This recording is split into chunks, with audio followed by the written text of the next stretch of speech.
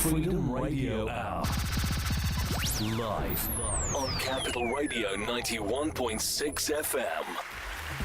All right, everybody. Welcome to another edition of the Freedom Radio Hour. I'm your host, DJ Adam Cruz, and I have my fantastic co-host right here. Eddie Nicholas, what up, beautiful people, and welcome to 91.6 FM, the heartbeat of Sedan, and DWildMusicRadio.com. We are so glad that you decided to come and join us today. Yes. What is going on in the world of Oh, music? my gosh, this is a barrage of information. Avalanche after avalanche of information. Just like what's going on in Congress, avalanche after avalanche.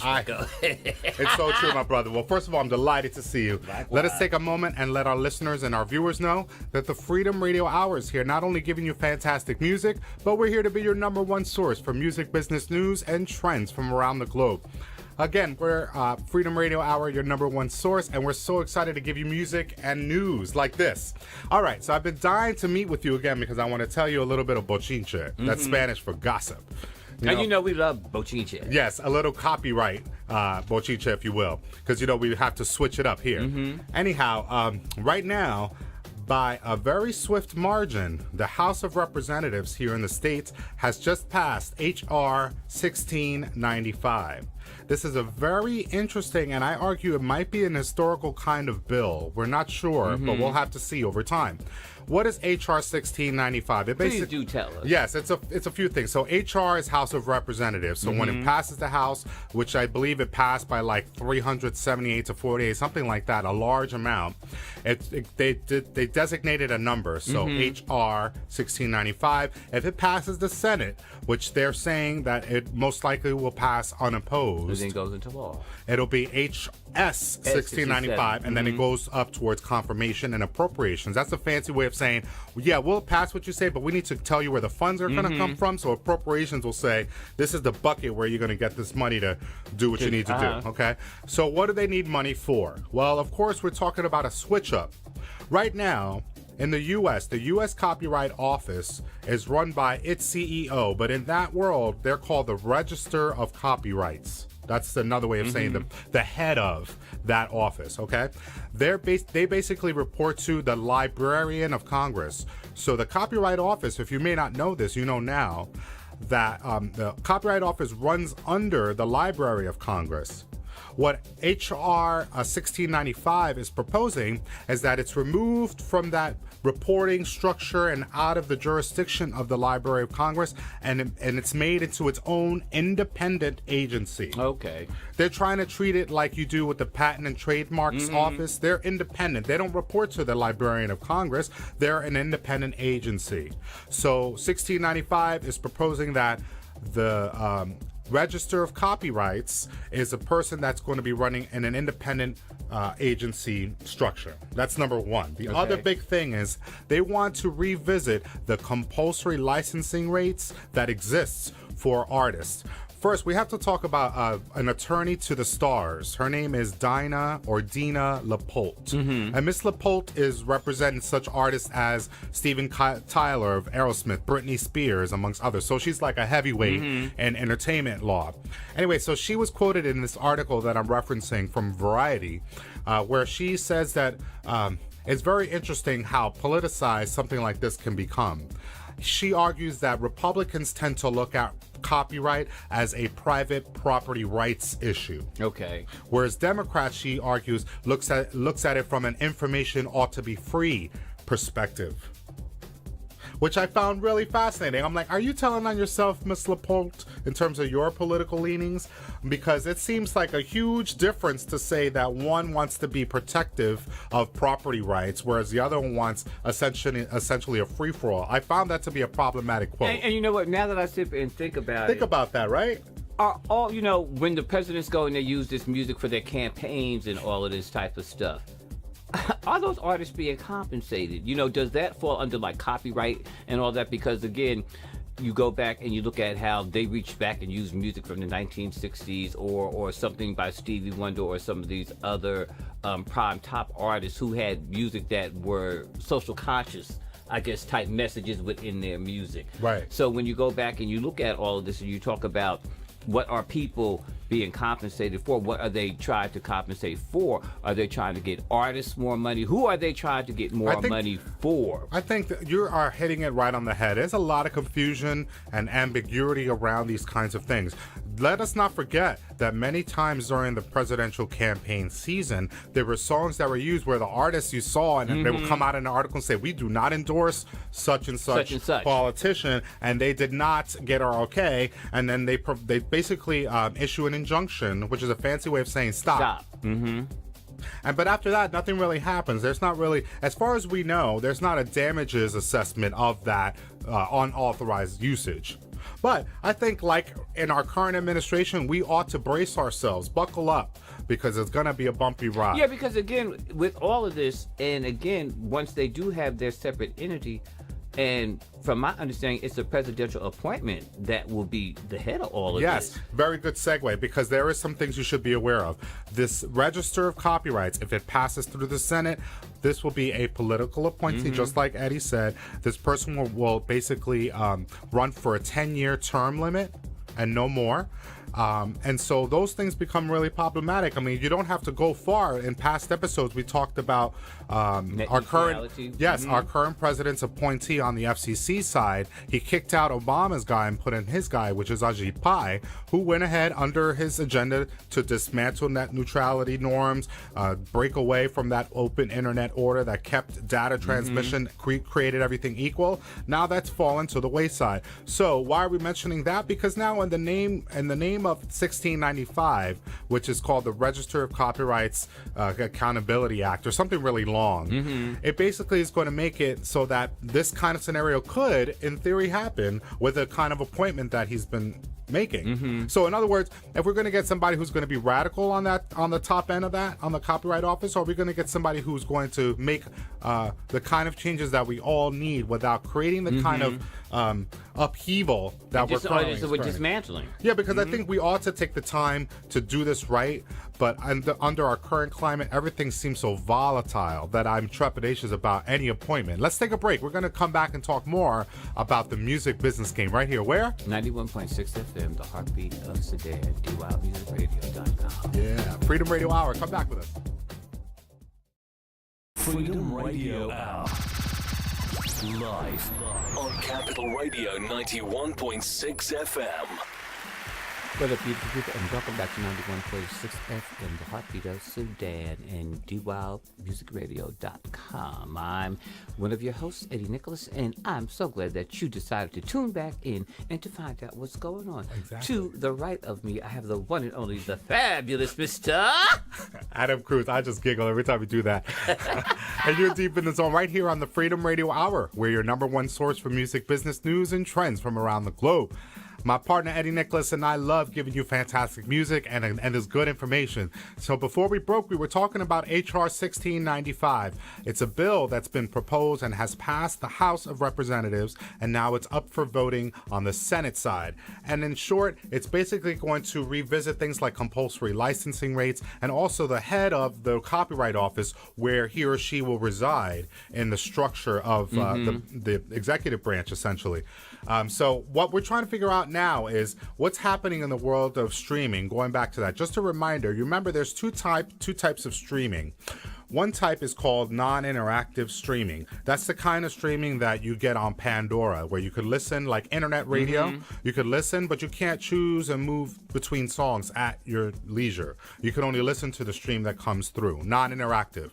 For that, Pandora and companies like other non-interactive streamers pay what's called a performance royalty. They pay it to the ASCAP BMIs of the world, and then they pay it to the artists and the shareholders, okay?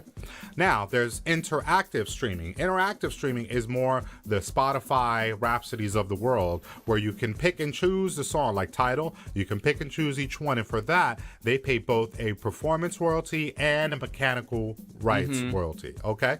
So that's the biggest difference. But as you see, as we get to 2016, 2017, 2018, basically non-interactive streaming has fallen out to the margins more and more in favor of interactive streaming, because you and I know for our $10 a month, we want to be able to choose the songs at our whim. We don't want to have to wait for a song like the one we liked, for example. The other thing too is that, remember we talked in prior episodes how Pandora was trying to do this sort of like customized commercials that were tailor-made to your choices and your tastes.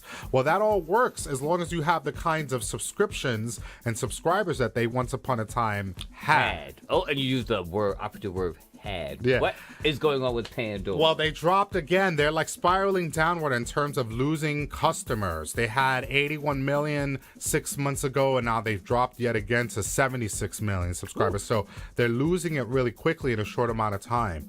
What's happened now is that Pandora is looking for the highest bidder. They want to sell. They want to sell so fast. Why would you think? What is their reasoning for that? Well, from what I can hear, lack of subscribership. That's the major. Yeah, the biggest thing that they were trying to do is have this lack of, and then they also launched their own little streaming service, trying to jump into the interactive side, and it fell flat. So that was their. So that's where they put their investment. All of their eggs and hope into this as a way to perhaps save the company. And then they were doing this. Pandora. I know, but my little Motown classic station. Well, you're going to have to find it another way because they're not working out, and the math has not been working out for a minute. And Pandora, we have been tracking them for a while, and they went and they bought up different kinds of companies, not just streaming outfits. They bought, they try to compete with a Ticketmaster. They bought a competitor, like I think it's called Ticketfly or something. That didn't really do it. They were trying to do like platforms where artists could manage their analytics, all of the hits and stuff, but that didn't take off. And so now with the subscribers steadily going down in number, Pandora is evidently, reports are saying that they're looking to sell. We'll have to stay tuned. But even with 76 million subscribers or customers or general users, that's still a lot of people. Yeah, but if you're losing, say, like 4 or 5 million subscribers every 6 months, can you imagine what a 2-year? And look at your investors. What do you do at your next stockholders meeting? Because they want to know. They want to know how are you gonna, shoot. So that's like a big thing. I feel like what we're dealing with is a very slippery slope. The interactive streaming media side, I argue, is over the years, you're not going to really see that outside of, say, Sirius. The biggest hitters, the creme de la creme, if you will, they'll remain. But the rest will fall to the wayside. Remember what happened with Live 365 and companies like that? They all fell to the wayside. These were other non-interactive streamers that, because of the changes in the royalty rates that they're to pay out, really couldn't stay together. And I think what we're going to see, my prediction here, so maybe you could tell me whether I'm right in a year's time, we're not going to see non-interactive streamers exist anymore outside of the very few. It'll be concentrated to the top. So maybe the Sirius of the world, NPR, something like that might be something that you'll still see, but you won't see this like sort of robust market around there, because one of the biggest, even just in posting at freedomradiohour.com, the article around Pandora's possible demise, one of the comments was, well, I had to switch away from Pandora because I was tired of sitting through them commercials. But that's why you subscribe, because when you subscribe, you don't have to sit through commercials. Yes, but if you have to sit through commercials and you don't get to choose which songs you get to listen to, you're not going to get them numbers. Not in a world where Spotify's king, YouTube is free right there. Well, but that's what you get for free. When you get free, somebody has to pay for that. And as we come to understand and know that those commercials and those ads that are put in there, that's what helps pay. Now, whether or not what comes to the artist out of that is justified, that's another whole issue in itself that we are still trying to come up with answers with.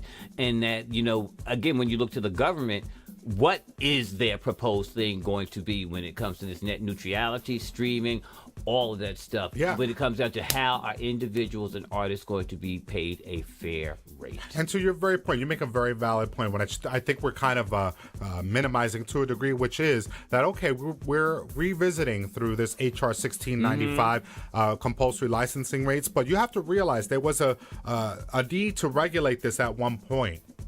We forget that. We want to switch it up and just have this big upheaval sometimes, where I think we need to go back to the history of why the compulsory license rates began in the first place. And it was there to, I argue, initially to protect the artist from not being completely exploited. Because all of this eventually meets somewhere. All of it. I agree. All of it. I agree. So I think before we go and switch up everything in a dynamic, radical way, we ought to learn the lessons of our forefathers. Let's take a break. When we come back, let's talk more about this music business game. Where? 91.6 FM, the heartbeat of Sudan. DWildmusicradio.com. Be back. Yes. Freedom Radio Hour. And we're back live on Capital Radio 91.6 FM, the heartbeat of Sudan, and on the web at dwildmusicradio.com. I'm your host, DJ Adam Cruz, and I have my fantastic co-host, Eddie Nicholas. What up, beautiful people? Yes. Earlier, Adam and I, we were talking about copyrights in just for, as we call it, FYI. We really want to just share with you some information on the procedure of what one does in order to get their music, and this is specifically for music. Right. Sound recordings, lyrics, all of that stuff, copywritten with the Library of Congress that we were talking about earlier. Right. So, Adam, give us some information. Yeah, about so that. basically, if you're in the States, you have the option of establishing a copyright for your song if you're an artist. But you can do the same thing if you're an author of a book, visual artist. There's lots of different methods to register your copyright. Essentially, what you're doing is you're visiting their website, copyright.gov. At least right now, it's, again, under the jurisdiction of the Library of Congress at the moment. And so what they want you to do from their website is to click what kind of work you're registering. You need to first click register, and then you basically choose the choice that's right for you. So in our case, we're choosing performance arts, music, lyrics, etc., whatever it says on their website. But you should be aware of some interesting findings and just like a quick cursory look on their website. Number one, it seems to be that in order to register for a copyright, you have to do quite a few clicks and follow a few prompts, and understands that there's 3 sets of prices that you have to pay. Yes. So the first one is if you're online and you're a single author, you're the claimant, meaning I wrote a song, I recorded it, I put it out. So I'm the claimant, the person who did it all, and I own the copyright. I can be the single author and file a claim. To do that online, it's US $35.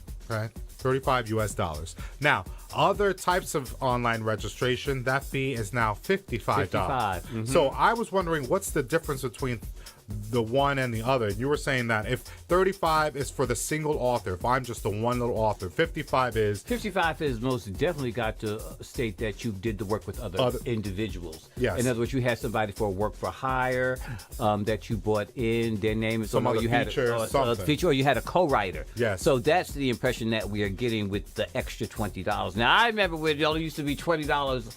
Period. Yes, and that wasn't it early on? It was like $10. Yeah, it was $10 early on. Anyway, so it's $35 if you're a single author and you're the claimant, and it's $55 if you have multiple authors, and evidently if you're not the original claimant. And the kicker is that if you want to use the standard form, right, that paper form, right, which in my day, I don't know if it was called SR something for a sound recording. I don't know if they changed the name or not, but for that there is an $85 fee. And you know, I was scratching my head, but $85, I was like, my goodness, that's a large sum. But again, you have to have somebody to open that envelope. You have to have somebody to read that information, and then that information that they asked you to originally put online for $35, now somebody has to enter that. Right. And I think at this moment, yes. So I think the biggest takeaway is if you're going to register your copyright, if you're an artist, a performer in some way, just realize if you visit their website at copyright.gov, you're going to have to be aware of a few things. And you want to be aware of the system, the process for submitting your work so that it could be considered. And decide what best suits you. It suits your work.